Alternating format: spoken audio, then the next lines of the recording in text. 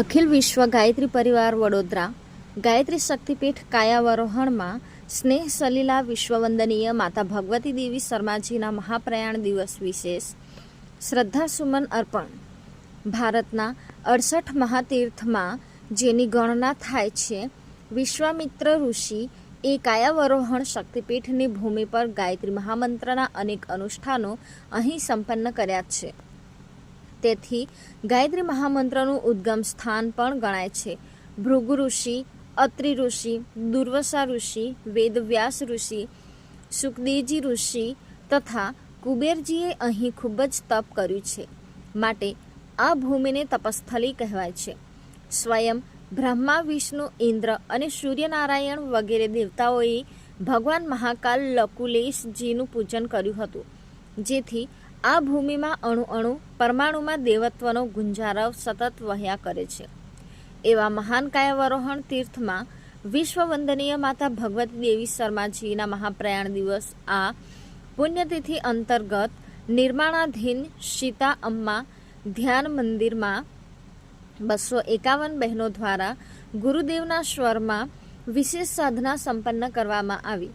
ગાયત્રી પરિવારના વરિષ્ઠ આદરણીય શ્રી વિષ્ણુભાઈ પંડ્યાજી દ્વારા જન્મ શતાબ્દી વર્ષની સાધના આરાધનાની મહત્તા સમજાવી.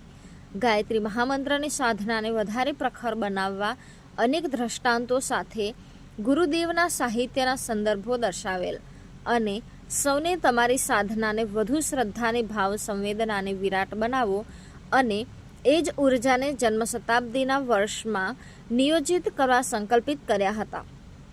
વધુમાં આદરણીય પ્રજ્ઞાપુત્રી તારાબહેન પંડ્યાજીએ દીપયજ્ઞના માધ્યમથી કાયાવરોહણની ભૂમિ કેમ વિશેષ છે, આ તપસ્થલી કેમ કહેવાય છે, થોડી પણ સાધના કરવાથી તેનું અનેક ગણું ફળ પ્રાપ્ત થાય છે, એ વાત સમજાવતા પરિજન ભાઈઓ બહેનો સાધનાને વધુ પ્રખર બનાવવાના સંકલ્પો ધારણ કર્યા હતા.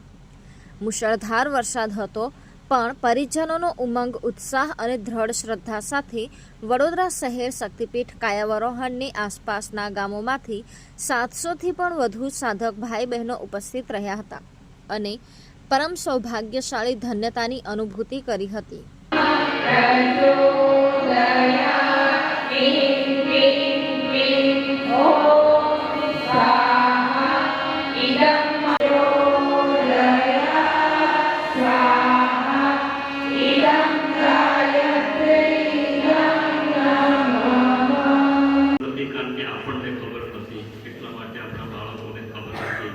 કેરલા સ્ટોરી કરીને એક પિક્ચર આવ્યું, એમાં મેં જોયું નથી પણ મને વાત કરે જવાના છો. એક જ્ઞાનનો પ્રસાદ અલગ હશે, સાંજનો જે જ્ઞાનનો પ્રસાદ તમને મળશે 2026 ની